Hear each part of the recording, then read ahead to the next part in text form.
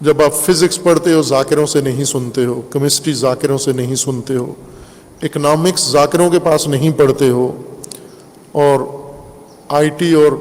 Computer science ذاکروں سے نہیں سنتے ہو، تو دین کیوں اتنا سستا سمجھ لیا ہے آپ کو؟ اگر ان کو مستند سمجھتے ہو تو یہ علوم ان سے حاصل کرو، چھوڑو یونیورسٹیاں، چھوڑو، اپنے بچوں کو نکالو کالجوں سے، اسکولوں سے، اور ذاکروں کے ہاں بھیج دو کہ یہ ان کو مجالس سنائیں کیمسٹری، فزکس، ریاضی پر۔ ان کو تو خود نہیں آتی یہ علوم، اس لیے آپ اچھا کام کرتے ہیں جو ان کے پاس نہیں بھیجتے، اسکولوں میں بھیجتے ہیں، کالجوں میں بھیجتے ہیں، یونیورسٹیوں میں بھیجتے ہیں، مستند معلمین کے پاس بھیجتے ہیں، اور اسی لیے کچھ سمجھ بھی آ جاتی ہے آپ کو۔ دین کیوں سمجھ میں نہیں آتا کہ دین غلط اکیڈمی میں، غلط پروفیسر کے پاس جا بیٹھتے ہیں، اپنے بچوں کو بھی بڑھا دیتے ہیں، جس نے دین کو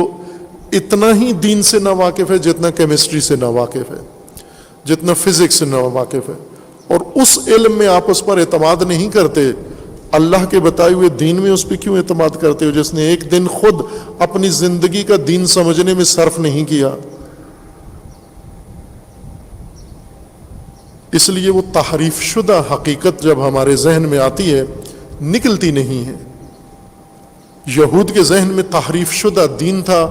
رسول اللہ نے ان کو حقیقی دین بتایا، وہ سننے کے لیے تیار نہیں تھے۔ تعجب بھی تھا رسول اللہ کو کہ یہ تو دیندار ہیں، پہلے سے آسمانی کتابوں کو جانتے ہیں، انبیاء کے تعلیمات سے واقف ہیں، پھر کیوں میری بات نہیں سنتے؟ قرآن نے فرمایا ہے تحریف کی وجہ سے، ان کے ذہن میں جو کتاب ہے وہ تحریف شدہ کتاب ہے۔ امام حسین علیہ السلام سے ہم کربلا سنیں، نہج البلاغہ سے دین سمجھیں، قرآن سے اسلام سمجھیں۔ آپ یہ آپ کے مستند منابع ہیں۔ امام حسین علیہ السلام کے خطبات خود پڑھیں، نہج البلاغہ کے خطبات ترجمہ شدہ آپ کے گھروں میں ہیں، خود پڑھیں، قرآن ترجموں کے ساتھ آپ کے گھروں میں موجود ہے، خود پڑھیں، آپ سمجھ میں آتا ہے۔ قرآن بھی اللہ نے لوگوں کے لیے اتارا ہے، نہج البلاغہ بھی لوگوں کے سامنے بیان کیے گئے خطبے ہیں، پروفیسروں کے سامنے نہیں ہوئے، عام لوگوں کے، عربوں کے سامنے خطبے تھے۔ اور سید الشہداء علیہ السلام نے یہ خطبے قیام کربلا کے دوران مختلف وقفوں کے ساتھ اور مواقف کے اوپر عام لوگوں کے سمجھنے کے لیے بیان فرمائے ہیں۔ سید الشہداء علیہ السلام کا قیام جو تفسیر شروع کی ہم نے مدینہ سے، جس دن سید الشہداء علیہ السلام کو طلب کیا گیا، بیعت کے لیے مطالبہ کیا گیا، اور امام علیہ السلام ولید کے دفتر میں حاضر ہوئے، اور امام کو پہلے سے علم تھا کس مقصد کے لیے بلا رہے ہیں، اور وہاں پر امام علیہ السلام نے انکار کیا بیعت کا، اور انہیں یہ کہہ دیا کہ ہم بھی صبح کرتے ہیں، آپ بھی کریں، کل دیکھتے ہیں کیا ہوتا ہے۔ اور